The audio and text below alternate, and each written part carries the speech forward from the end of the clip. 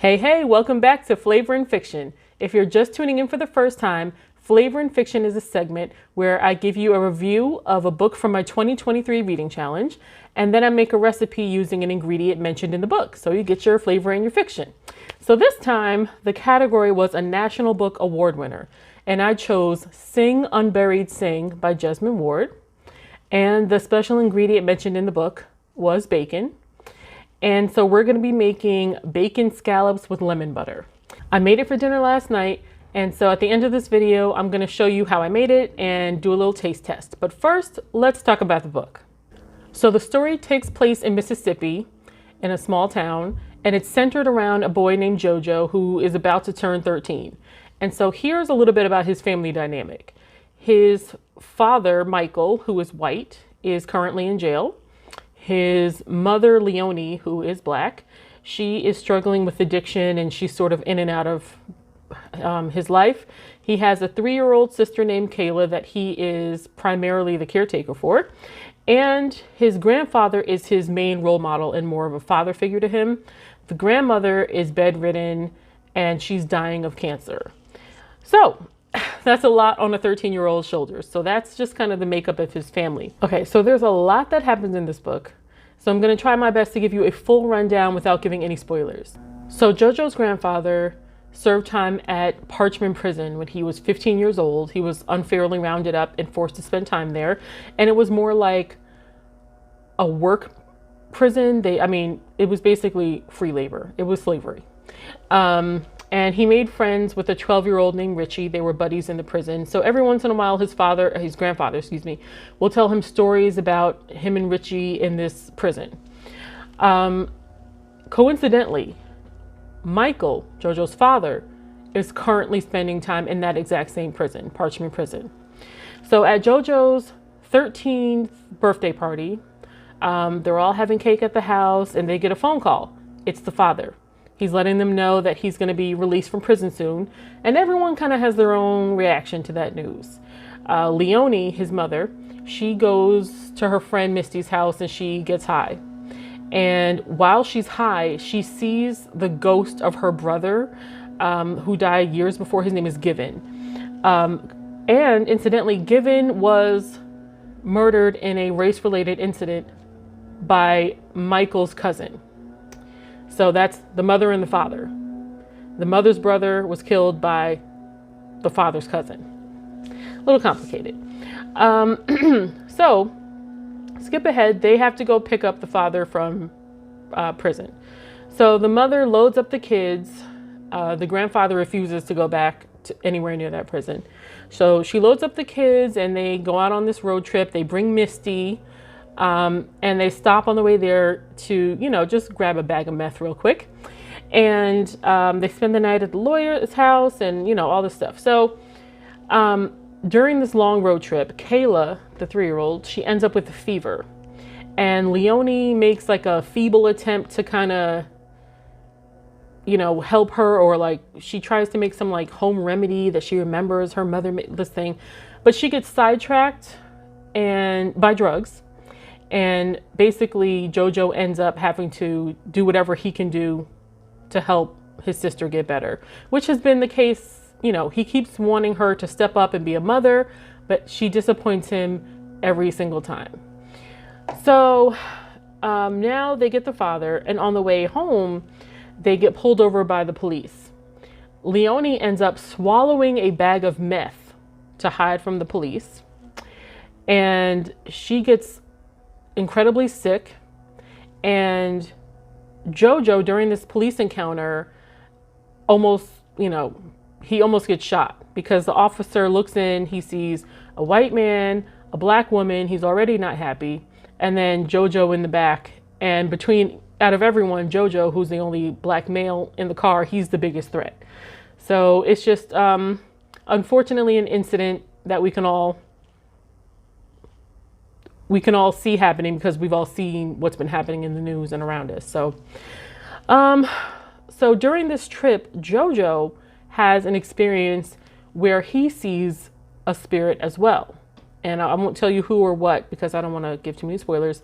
But so basically it turns out that he and his mother and grandmother, they all have the same gift but no one is talking to each other. So no one can figure out what's going on with them because they're so disconnected from each other. So when they finally get home, the grandmother is close to drawing her last breath. And Jojo ends up finding his voice and telling his mother what a disappointment she's been and how hurt he's been. And just like finally letting it out, because he's had, one foot in wanting to tell her about herself and the other foot in hope, and hoping that she'll step up and be the mother that he needs. And the grandfather finally tells Jojo the final story about Richie, about what happened to Richie. So I can't tell you more about that because that'd be a big spoiler.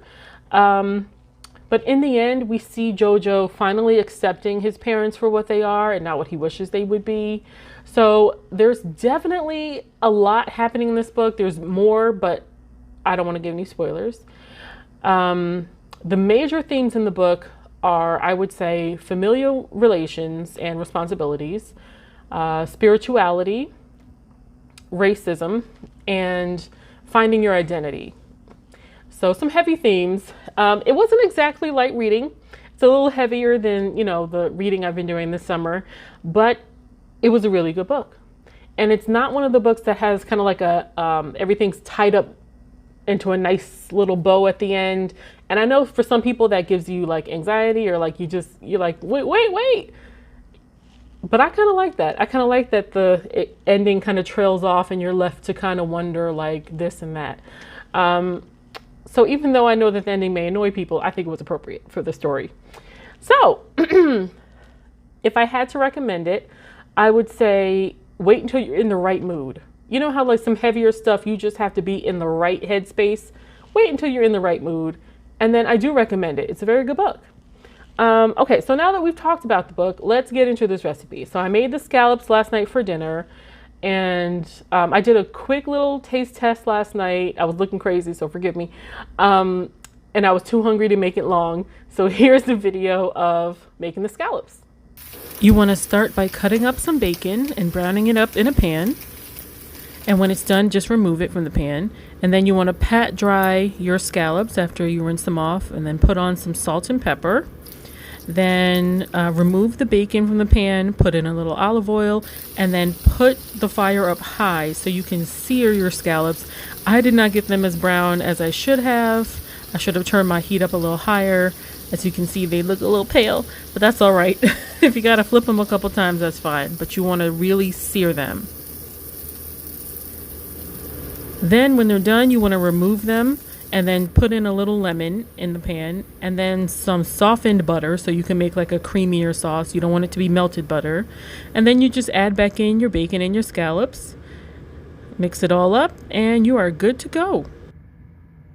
Okay, here I am with my scallops. I know I look a mess, but I've been slaving over a hot stove. So for some reason, I decided to pair my scallops with some peas and some crispy potatoes. You can make whatever sides you want. But there they are. And I feel like they look better in person than on that video. Okay, I'm gonna take a bite. Make sure I get some bacon on my fork, since that's the secret ingredient. And here we go.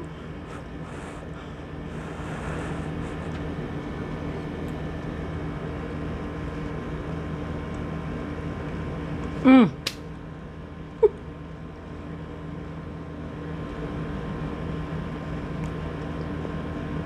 They're so perfect.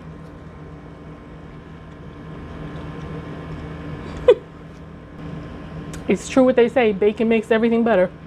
I think I'm gonna add a little more lemon on top, but this is so good. So good. And it's such a simple recipe. Did I mention they were delicious?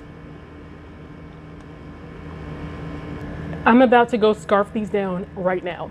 Okay, so as you saw, the scallops were delicious. I would definitely do this recipe again. If I do it next time, I would maybe, if I had like really big scallops like I had this time, I would cut the really big ones in half before cooking them, but that would be my only advice. So yeah, as usual, I'm going to be placing an affiliate link in the description below. So if you want to buy the book or if you want to look up the recipe, both links will be below. and be sure to subscribe and like this video. Thank you for tuning in, and I'll see you next time. Happy reading and happy eating.